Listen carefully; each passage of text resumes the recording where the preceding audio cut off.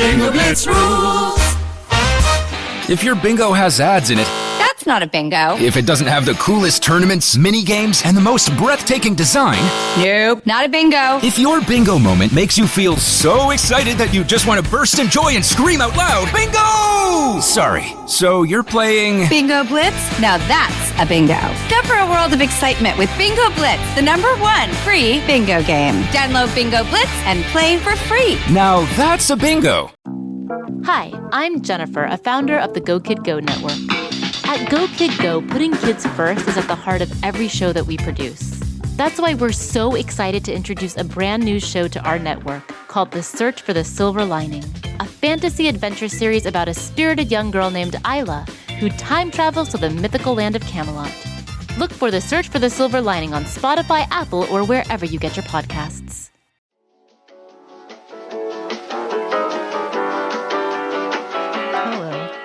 Hello. It's Tuesday, and you know what that means. It means we're seeing you on Tuesday because we said last week we'll see you next Tuesday. We sure did. Ayo, ayo, ayo. See? What? C. You? No, you said AO, and I said C. Oh, I thought we were doing a call. Ask I the thought you were like politician. CUNT. What does that spell? I'm not going to say it verbatim. Cunt, Okay. Cunt. There you go. I said, we're not going to say it verbatim. Melissa goes, who said we? I'm going to fucking say it. That. I would like to be excluded from this narrative. What's new with you? Hi, how are you? Hi. I believe that last week I said, I feel like I'm getting sick. And I did. And I just immediately went and got a Z-Pack. No. You texted me and you were like, I need to not delay doing this. Like I did it so like this was so much better. And in my head, I'm like, how much fucking quicker? That like, cause like you don't delay it. So like, how much fucking quicker on it? I are usually delay like 2 or 3 days. This time it was like the Day next of. morning. I was like, Dr. O, send me some medicine. And it's so funny because my experience in urgent care was like so fucking miserable that like I started getting sick again. And I was like, I'm not going to waste my time going there. I'm just going to ride it out at home. Nah, this was my family doctor that I've known since I was like 12. That's so nice. I also got some codeine. It's been a good time. I hate the feeling of that. I just take it at nighttime and just go to sleep. So Like Lean from the movie I was showing. Yeah, so I'm better. Like I don't feel sick anymore. I just still have the congestion. So Yeah. I feel great. So I will not be delaying this ever again. But then I found out on Saturday I was also a person sitting right next to me at one of the mini birthday dinners I was with texted the next day and said, I have COVID. Jail. And but I'm glad they texted you though. yeah. Luckily, for the most part of the dinner, I had on my mask, and the only time I took it off was when I was eating. And we didn't get that was a whole ordeal at the restaurant we were at. It was my sister Megan, not this one, had reserved a room for 35 people and had paid for the room. And then we get there early. We were there like 30 minutes early, and they're like, other people are still sitting, blah, blah, blah. They didn't give us the room. They just gave us tables that were pushed together, and they lost. So after we had been there for 45 minutes and still weren't seated, I decided to go rogue and go be a little stealth and stand next to the people that worked there and just listen to conversations. And they didn't enter it into the computer correctly, and they were just waiting for people to leave, and they were just pushing tables together. God damn. Mm-hmm. So you didn't end up getting the room at all? Nope. Which probably was for the better, because since this person had COVID anyway, so. Yeah, trapped in a room with them as opposed to trapped in a room with the safe people. Yes, and then a lot more open air. Yeah.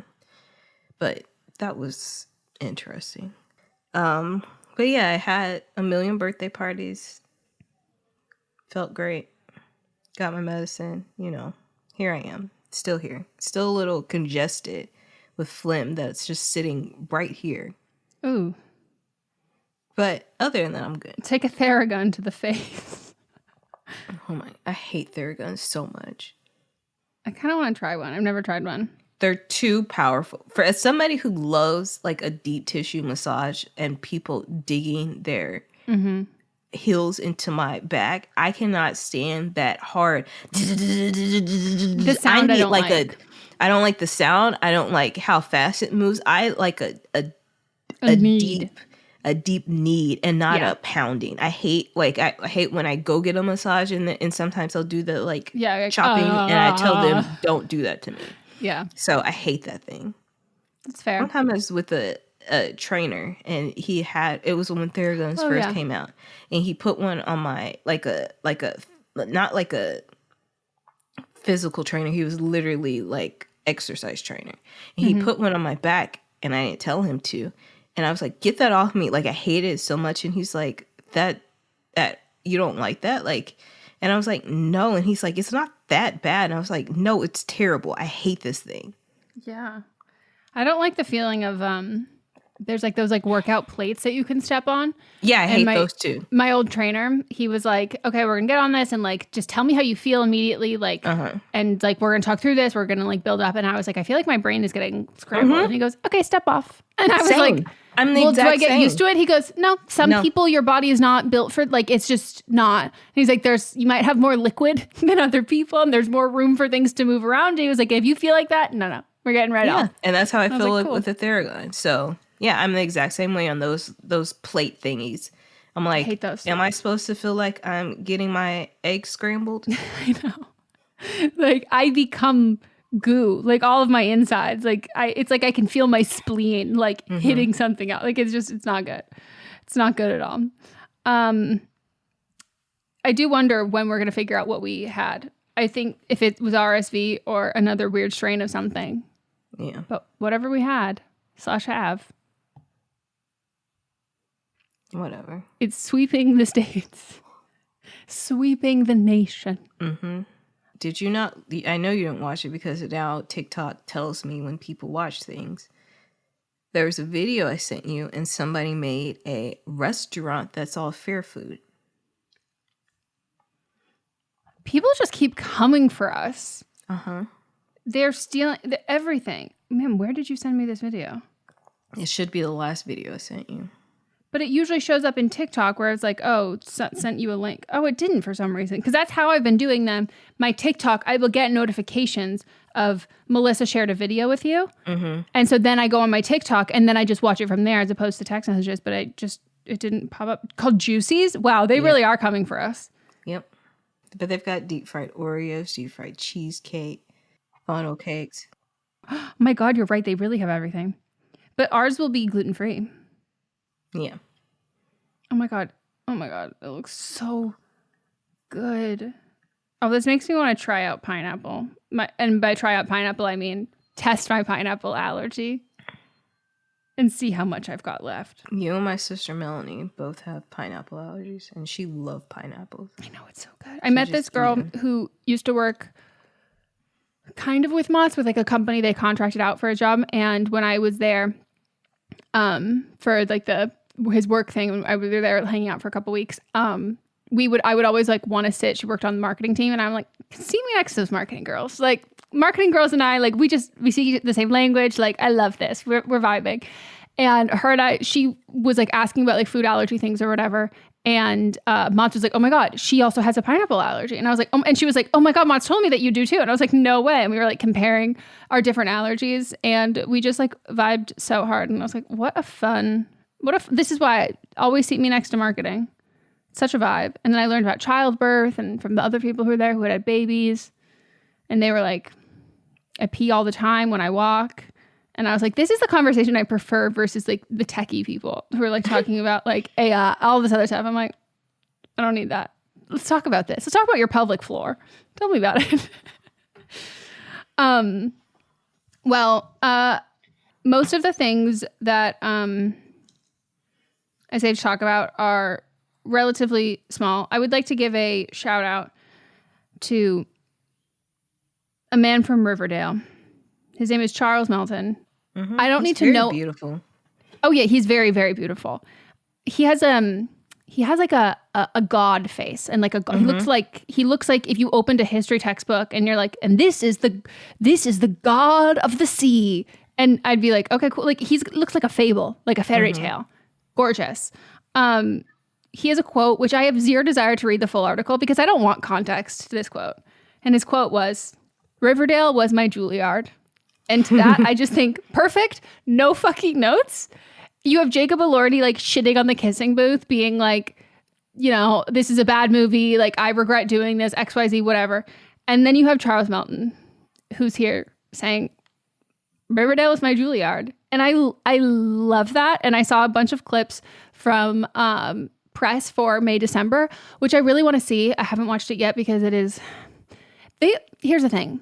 I understand award season and the prime time to release movies is the holidays. I don't want to watch anything other than like fun, happy-go-lucky holiday. Like the darkest thing I'm going to watch is The Family Stone at this time of year. Like I don't want to watch like the award season movies are like it's not the right vibe for the current day.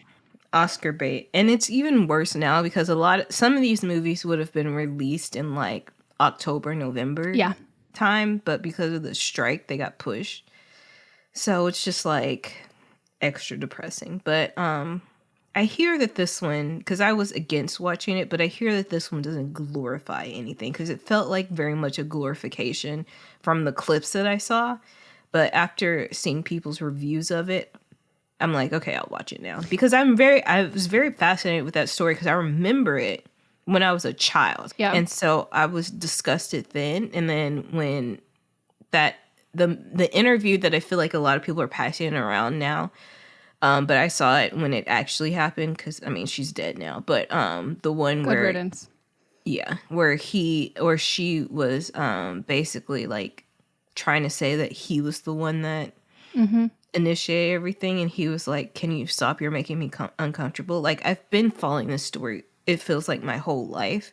And so I was like, I don't need to see this. But it seems like this is like, they actually did a good job with this. I'll reserve my actual thoughts to after seeing it, but I'll actually see it now. I've seen a couple clips of him, and he does an incredible job of playing a child trapped in an adult body. Like, and that's like a very impressive thing, especially because like he's a big dude. Like he's a man, and but like the physicality of it's amazing. But there are all these press interviews, and so like you have like Nicole Kidman talking about like, oh, like, you know, working with Natalie Portman and like loving her career, and it was like, oh, so like you guys, like did you watch this movie? And like all these interviews will be saying this, and then like Charles Mettledon's just happy to be there, sitting in the middle, looking between them, and then the interview will be like, so did either of you see Riverdale? And he like cannot contain his laughter. You mean Julianne Moore? Sorry, yes, Julianne Moore, not Nicole. Okay. And I think one of the things I had just pulled up was a picture of Nicole Kidman from something else, and that's what's on the brain. And then he's sitting between Julianne Moore and Natalie Portman, and then the interview will ask like if either of them have seen Riverdale, and he's like dying laughing because he knows neither of them have, but he's like, ladies, have you seen it? And they're both like, we haven't checked it out yet, but we will. Like, we will. Like, he's so great and like wonderful. And then like that is a time where like he could get on there and absolutely shit talk the show that like really brought him to notoriety, which is like what led to him getting this part. And he's like, no, it was my Juilliard. Like there's a level of like, some people will look at their job of being like, it's not just a job. Like, this is like, I live, die, and breathe this. And like, they take it so fucking seriously. Nobody can critique it. Nobody can say anything about it. Or it's like, oh, it's a laughingstock. It's a joke. And you're its number one hater. But like, to be able to laugh along with it and not like completely disregard it and disrespect it, I think is such a smart career move, because people don't want you to hate the thing that they fell in love with you for, you know? So I love it. And I have and I'm not going to read the full article because I don't want there to be any more context. Like, I just want him to have just like said that unprompted for no reason. If you like to see his face, I've already recommended this show to you and you never watched it, or you started or something. But Poker Face, he's in a couple episodes of that. He's great. I'll write it down for shows to watch. I feel like you're going to absolutely love this show. I think I will too. As soon as I saw the first preview, I was like, oh, we got to watch this. It mixes some of the things that you love about your CBS shows of one-off storytelling. Love that. Each episode is basically, it's all connected, but each episode is like a new crime that has been committed. Perfect. What's it called again? Poker Face. Poker Face. Poker Face. Poker Face. On my list of things to watch or that to talk about. Oh, Mayim. Maybe we should talk about that. Yeah, she's no longer hosting Jeopardy. Great. You used to like her. I did for a hot minute. Okay, there we go. Because she was Blossom, like my childhood show that I loved. I always have to remember when there's somebody who we're not on the same page about, my first question has to be, what role did they play in a formidable TV show or piece of content that affected you? Because it has happened now with like these random white men who I'm like, why are they getting these women? And me making the joke of like, are they on like some show? And you're like, yeah, it's because of the show. Mm-hmm. So that makes more sense then. Yeah. She had a whole clothing line that I had every piece of. Not her, but like it was based off the TV show. And I loved it in first grade. But, you know, that was when things have changed. I forgot the thing that really brought her on the map for me was the essay she wrote about how she was too ugly to be raped by Harvey Weinstein. See, that was so much that was even after the phone call I had with her. I was just like, that was like when I was like, whoa, girl from Big Bang Theory said what? What the fuck? So yeah, she is no longer hosting Jeopardy. And I just have to say, like, personal feelings aside, factually, she was not good at hosting Jeopardy. As a Jeopardy fan, the pace of the show is like the most important part. And she would pause, like a long ass fucking pause before she would say correct, as if she wanted to be like, edge of your seats. And I'm like, no, we're wasting time. This is primetime television. We don't have much time. And like, it just would like throw off the whole thing. It's not primetime television. It is on before prime time. No, but that's my prime time. Prime time is a state of mind. And you and my dad. Yeah. Y'all have the exact same taste in television shows. And it's great taste. That's really what it is. It's like we just have like really fucking phenomenal taste. Another one I was going to ask you about. Bum, bum, bum, bum, bum, bum, bum. Did you ever see PB&J Otter? That was after my time, but I didn't know what you're talking about. And I know about the kid that did the voices on TikTok. What? Yeah. I follow him. Oh my God. Well, that's exciting. Well, he's a grown man. Oh, less exciting. I'll have to find that. I think his name's Adam or something. Hold on. Let me see. Yeah, Adam Rose. He's on TikTok. I enjoy his TikToks. I didn't know that's what he was from until one day somebody asked, was that him? And he said yes. Oh, this adult man in the blue cardigan? I don't like that. I don't want to see that. I don't want to put that connection there anymore. I have such a hard time with like when you see the face of voice actors, like Jeremy, that makes total sense to me. I'm like, you are not, I was going to say you're not a disappointment, but like when people see the real you, they're not so far taken out of it being like, what? But I remember when you look up like the voice of like Rugrats and it was like, oh, these are just like adult women. And I was like, what? These aren't babies? Do you know that Natalie was in No Hard Feelings? I didn't know that. She popped up and I went, oh my God, Melissa, you have to watch. It's so funny. I don't know what this is. Jennifer Lawrence, the comedy. Oh. Melissa, you have to watch it because it utilizes my favorite thing, which is nudity for the sake of comedy. This already came out. Yes, and it's so fucking funny. Like it is, it's one of the best rom-com, one of the best like comedies I've seen. And I would put it in like a bridesmaid category. Like it's not like so rom-com-y, like it's just more heavy on the comedy. It's what Sydney Sweeney and Glenn Powell, when they were like, we're making it's an R-rated comedy, a hard R-rated comedy. And we were all like, I don't think you know what a hard R means. No. But that people have been saying good things about that movie. Which I want to know if they did reshoots after the trailer, or if like the trailer was like a bit and a joke, because like the trailer was bad. I didn't watch it. They had no chemistry in the trailer. I was just like, I saw someone who was like, I mean, this is all the love in the world, but like, it just seemed like Sydney Sweeney like didn't get on the time change. She just seemed like really sleepy in that trailer. Like, but she's very sleepy in everything that I've ever seen her in. She's just a sleepy person. Yeah, I think she's just like, and that's not like a diss or anything. She's just a sleepy person. I'm a sleepy person. I don't understand that.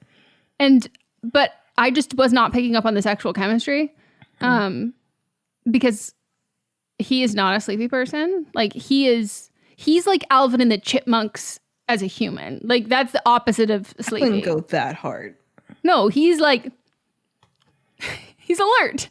He's ready. Like he gives me like ice bath in the morning vibes. And she gives me, which like girl after my own heart, like she gives me, you know, Egyptian cotton, 900 thread count, and I use 2 duvets to be extra comfy and like give me 5 extra minutes. Like she gives me that vibe, and he gives me like rise and grind. Like I don't even take coffee. I just like go outside to the sun and I soak it all up. Anyways, she's also in it's something that's coming up, and I was like, the closeness of we're getting closer and closer to. I think she's in the new, the movie that's coming out with Jake Johnson, not Banana like Pancakes, man. The singer? Jake Johnson and Andy Samberg, which, two white boys after my heart. Oof. No, like, when I tell you that there's never been a time, because like, they don't cast, like, the specific, like everyone says like, oh no, white boy of the week. Like I'm never on that white boy of the week. Like my white boys of the week, like they're not putting them in the same movie because they're all variants of the same man. So like, it's not like they're putting Matthew Gray Gubler, Andy Samberg, and Jake Johnson all in one film, except they put Andy Samberg and Jake Johnson in one movie, and it looks really good. And it's Jake Johnson's writing and directorial debut. I think he's written other things and directed other things. Yeah, it's his directorial debut. And Anna Kendrick is in it. Anna Kendrick is in Drinking Buddies as well. Yeah, you can really tell who's friends with each other. Yeah. In all the Mike Schur like things, you're like, you just you have a universe, you have your people, and you're like, not gonna fuck around with it. Good.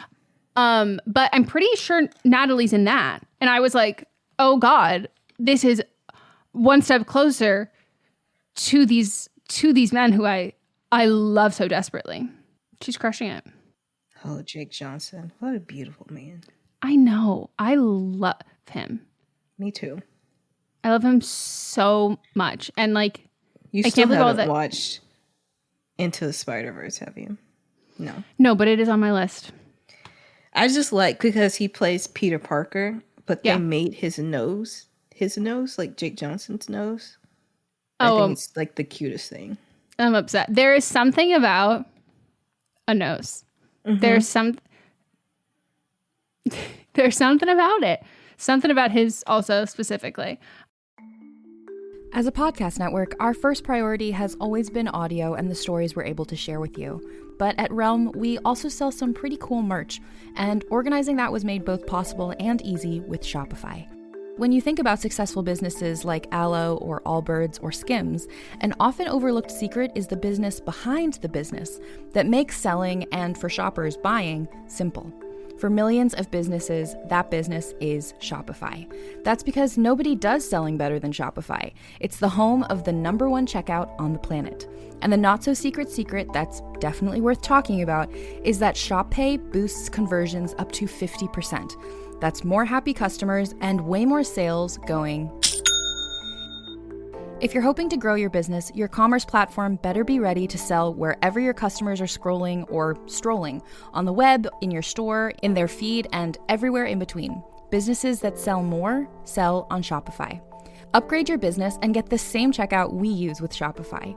Sign up for your $1 per month trial period at shopify.com/realm, all lowercase. Go to shopify.com/realm to upgrade your selling today. Shopify.com/realm.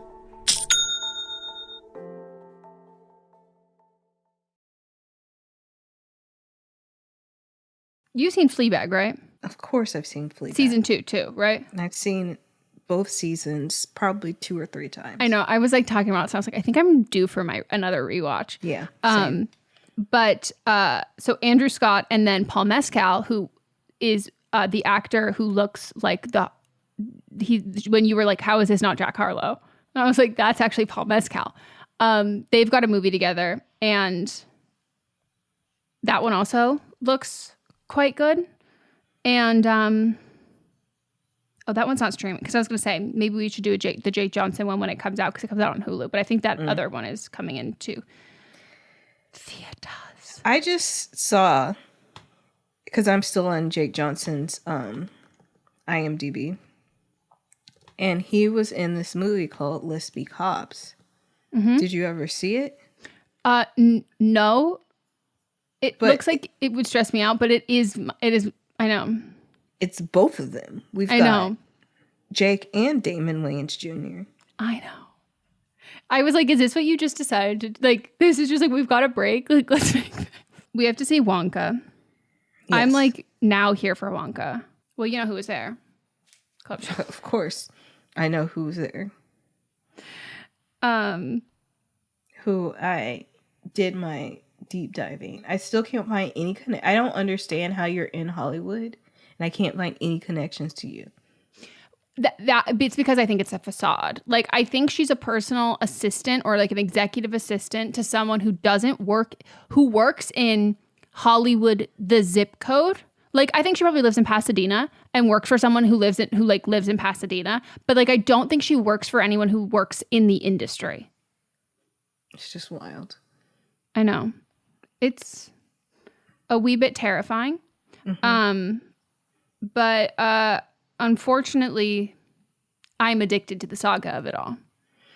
I saw people were, because she's been to see it like 3 times. For people that aren't following along, we're talking about Club Chalamet. She's been to the premiere.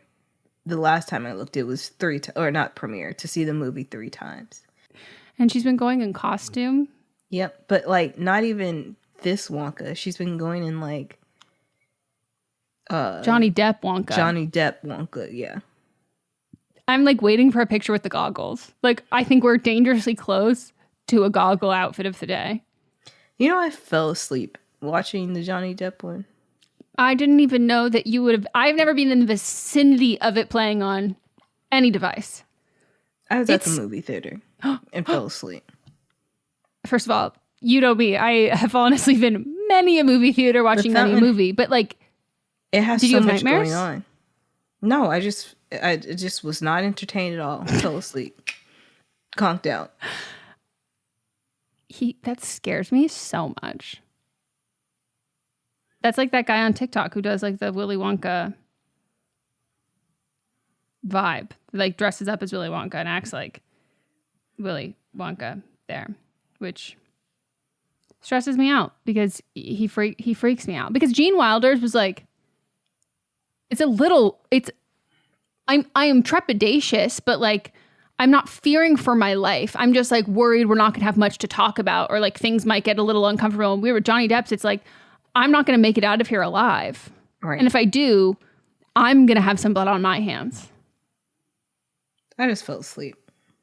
What movies have you fallen asleep in the theater? I believe that would be the only one. Really? I've walked out of some movies, but that one, full asleep. I can count. I've fallen asleep in Lincoln multiple times, and I woke up and I was like, this shit is still going on. I've fallen asleep in... This one's bad because I loved... These next 2 are bad because I like loved these movies, but I was just so fucking tired, and it was like a 10 p.m. movie, and it was like when I was like working on set, and so it'd be like after a full work day to go to a 10 p.m. movie on like a Friday night.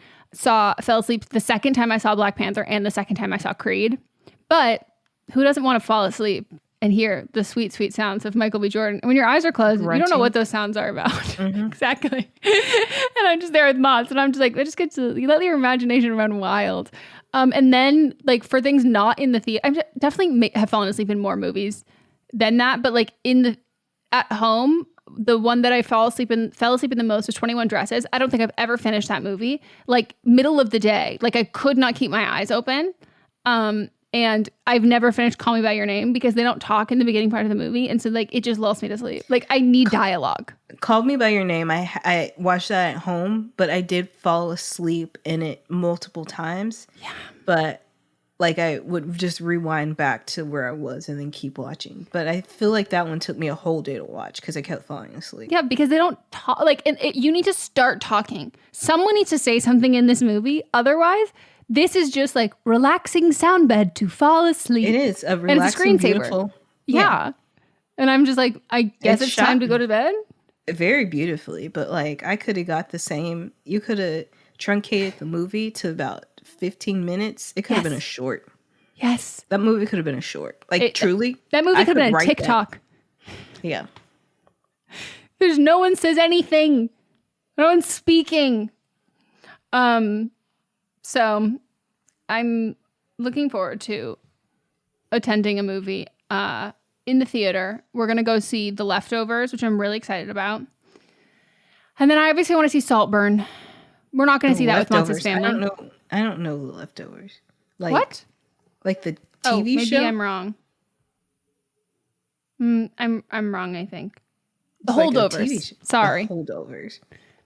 I'm very excited about that. And the main actor, as soon as I saw the trailer, I was like, oh, this looks great. Looks right up my alley. And I hadn't seen the actor before. And I clicked on it. This is the first thing he's ever done. He auditioned for it because they were shooting it at his school. And he auditioned, had never acted before. And the director kept auditioning him and being like, I wonder if this is like a fluke. Like, I wonder if this is like, it feels so serendipitous. And he was like, I need to like make sure that like this is not a fluke. And he was like, it just kept nailing it. And then as soon as like he started, he's like, I've never seen someone who was like such a natural. Like it was like you would have never known that he had never been on a set and done any of this stuff before. And I'm very excited for that. I want to see Saltburn, but that's not one to see with Matz's family. Correct. And I really want to see because this got 99% on Rotten Tomatoes and everyone's saying it's like one of the best movies of the year is Are You There, God? It's Me, Margaret. And I was like, this is a Judy Blume adaptation is about to be one of the best movies of the year. It was supposed to come out this past summer. Yeah, it's a summer movie.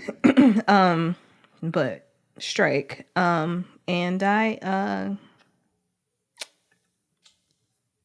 when I saw the I think you and I talked about it after we both saw the trailer separately because I saw it in the movie theater while I was seeing something else. And I said, this looks fine. But apparently it's fantastic. Yeah. I can understand if you're a gal. Something you want to see.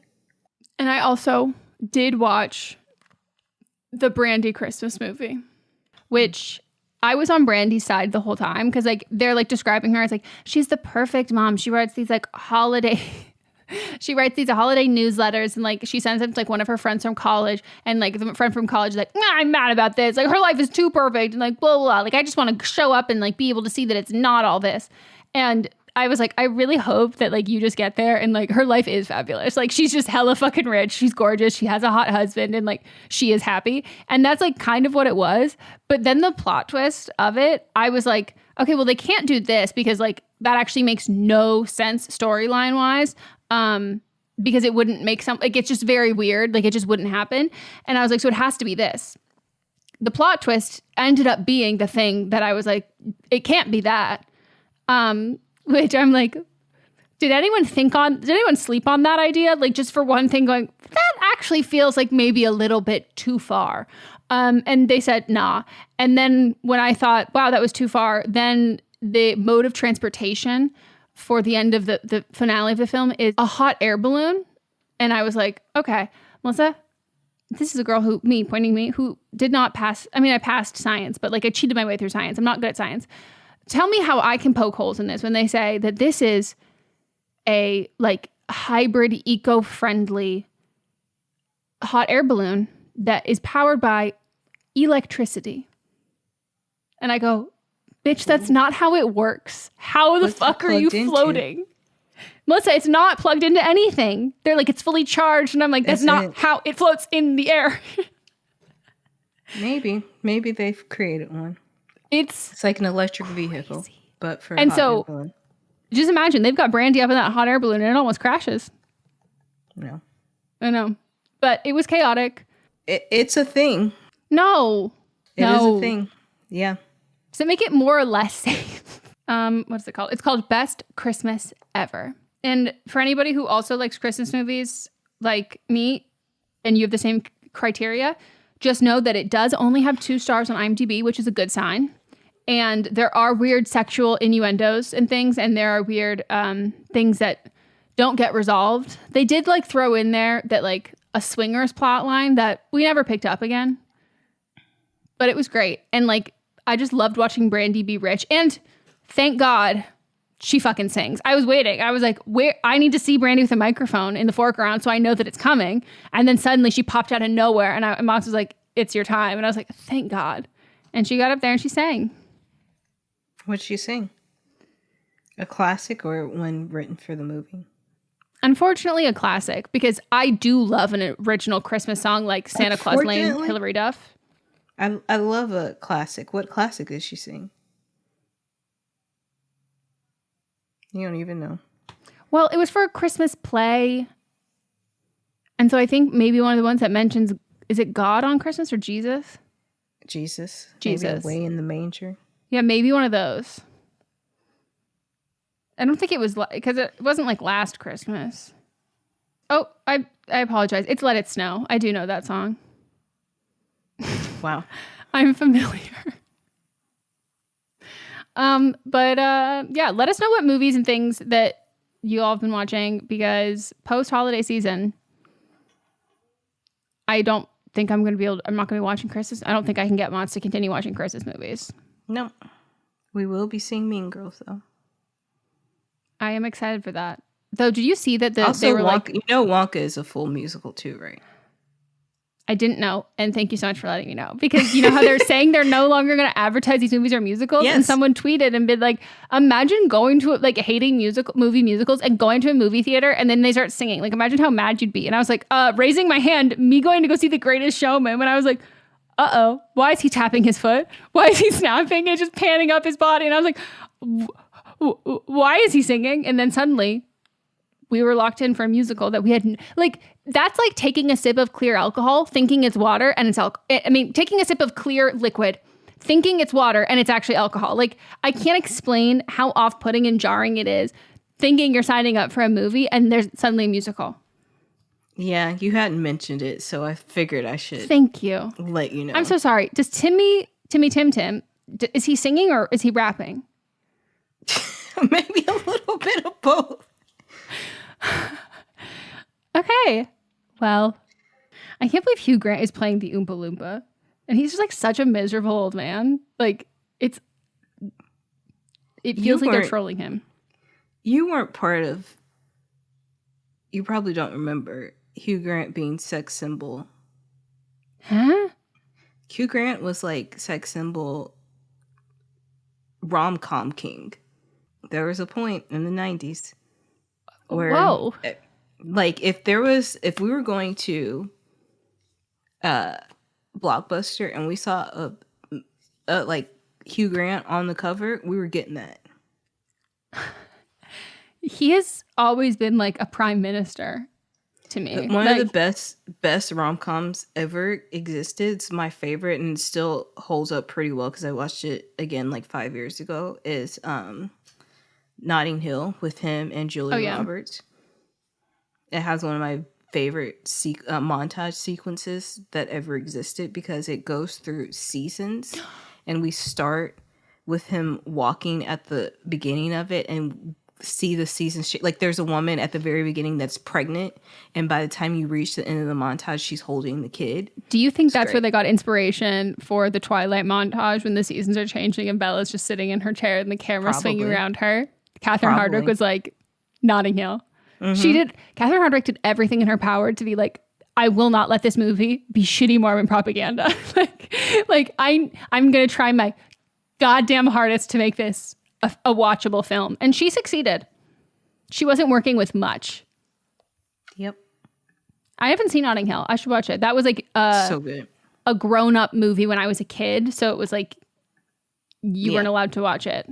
We were a Hugh Grant stand household. I was older than that. Came out in 99. I've seen him in Bridget Jones. He was in Paddington 2. He's also in Unfrosted, the Pop-Tart story. That's coming out. 90s Hugh Grant was top tier. Guess who? This movie's directed by Jerry Seinfeld, written by Jerry Seinfeld, and starring Jerry Seinfeld, Jim Gaffigan, Amy Schumer. I'm so out. And then, unfortunately, Max Greenfield is also there. And our boy, James Marsden, booked and busy. James Marsden got to be the hardest working man in show business. James Marsden is so talented and he's so criminally underrated. Like anytime someone like talks about like roles that they auditioned for that they missed out on, when people talk about his role in The Notebook, like a lot of people will be like, oh, so-and-so is supposed to play this or so-and-so auditioned. Like they've been so good. There's never a time where I hear someone's supposed to audition or supposed to be the role that James Marsden ended up playing. And I'm like, you can't hold a candle to that man. Like he is a chameleon. Like he's so good. And I really hope it's the year of James Marsden. Maybe I'll put that on my 2024 prediction list. I still need you to watch, which I don't even know if I told you he was in it, and it might get you to watch it now. Dead to Me. You didn't tell me that. I figured that out because I couldn't stop watching interviews from him after jury duty because I was like, I'm obsessed with this man. And then he was talking about Dead to Me, and I was like, oh yeah, that's on that list. Yeah, I'll add that again. Plays. I'm not going to spoil it. What's up, everyone? It's Noah Daniels. Hey, y'all. I'm JJ. Hey, guys. It's Kat.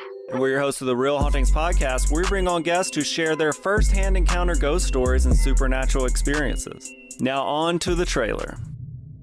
I've been warned to not tell this story, but I think because of the way it ends, it's okay to tell this story, because some people say that with certain entities to like speak of them or talk about them or in any way like portray them as powerful will attract them to other people. The creepiest thing about it to me is a lot of times it would wait for me to notice it. Like it would just lay its arm out like this, and then I'd be like, where is it? Where is it? And then I'd see it, and then it would just slither back. For more information on the Real Hauntings, Real Ghost Stories podcast, make sure you check out real.fm to learn more about our podcast and many other amazing podcasts. This is coming out the day after Christmas. But I wanted to ask you, did you get your stuff decorated in the sense that you want it decorated? I did. I like keep wanting to add more, and it looks really nice, but now I'm just upset we didn't get a rug. Because I'm like, it would be so much cozier if we had a rug. But the issue is like, we don't want to keep our couch. Like we like want to eventually get a new couch. And I don't want to buy a rug that matches this couch and to not have the other couch. But it is looking very cute. I'll send you pictures. And I've been telling Mott's, I was like, I just need you to give me lots of compliments because I'm desperately doing this. Obviously for me, but for my nephew, I like want him to be like, wow, this is so cool. But he is a harsh critic. Like he'll just be like, sick, like might not even notice. And so I've been like, Mott's always like, it looks so lovely. And I spent so much time hanging up all these lights outside and they look so nice. And then a lot of them fell down. So that's a project we have to work on fixing. But it's raining, so I don't know how we're going to do it. I don't think you're going to get it fixed before Christmas. I know. But we'll see. But it looks really cute and festive. And Mott's like, we should keep this up year round. And I was like, or he said, we should keep it up until my birthday. And I was like, we should keep it up forever. Speaking of his birthday, did you see that some woman on NPR I guess a reporter, she's an astrologist, said that our astrological signs are like, we need to keep up, like they need to change with the rotation or some shit she was talking about. Oh, And like people's signs are changing? It made me a Capricorn. There's one fucking astrologist every year who says that, and everyone else is like, that's not how this works. No. Yeah. And it's like they do it to like trigger people. I was just upset that the NPR was the one that put this out. Yeah, why would NPR platform these falsities?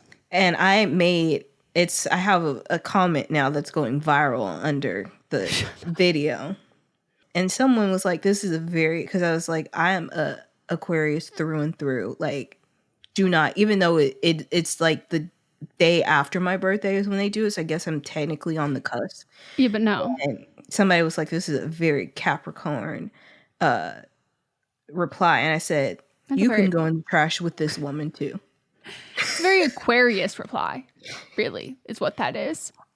But yeah, I hate when they do that. Yeah.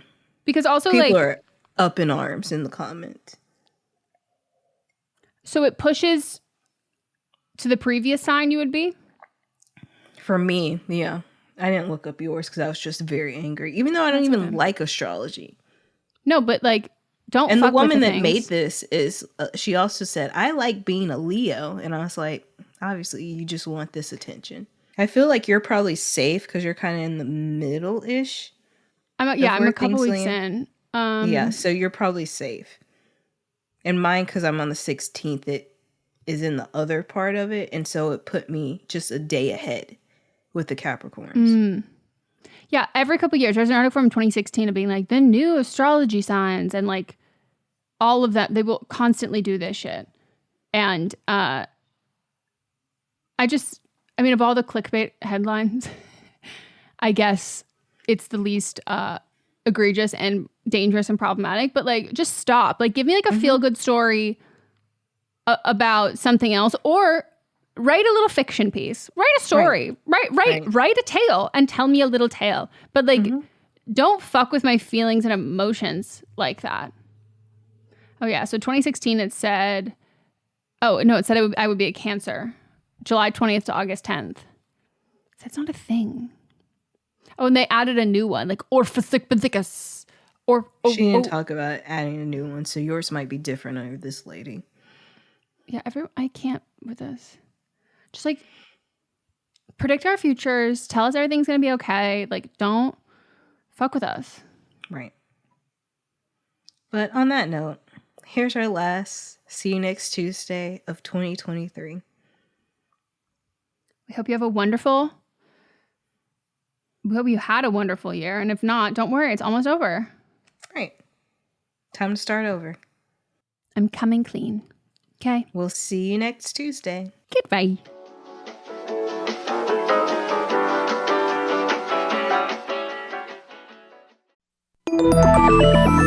With something like 5 million podcasts, finding a really good one can take a ton of time. So let me recommend one. It's called Something You Should Know. I'm the host, Mike Carruthers, and in each episode, we discuss topics that can be really helpful, like how to read people better, the psychology of crowds, or fun things like the story of Legos, or why you probably wouldn't be here if it weren't for horses.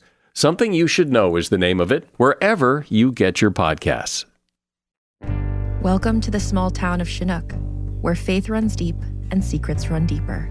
In this new thriller, religion and crime collide when a gruesome murder rocks the isolated Montana community. Everyone is quick to point their fingers at a drug-addicted teenager, but local deputy Ruth Vogel isn't convinced. She suspects connections to a powerful religious group. Enter federal agent V.B. Laureau, who has been investigating a local church for possible criminal activity. The pair form an unlikely partnership to catch the killer, unearthing secrets that leave Ruth torn between her duty to the law, her religious convictions, and her very own family. But something more sinister than murder is afoot, and someone is watching Ruth. Chinook, starring Kelly Marie Tran and Sanaa Lathan. Listen to Chinook wherever you get your podcasts.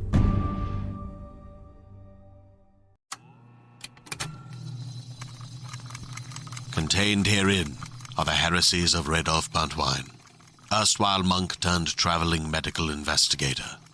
Join me as I study the secrets of the divine plagues and uncover the blasphemous truth that ours is not a loving God, and we are not its favored children. The Heresies of Red Ulf Buntwine, wherever podcasts are available.